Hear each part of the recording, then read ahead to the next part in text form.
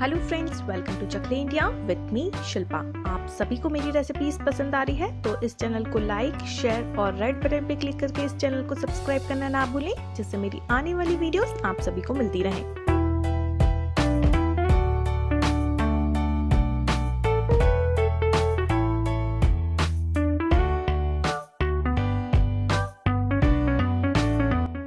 अभी समर चल रहा है और समर में हमें हाइड्रेटेड रहना चाहिए, तो आज की हमारी रेसिपी है 2 मिनट मसाला बटर मिल्क। तो चलिए देखते हैं इसे कैसे बनाते हैं।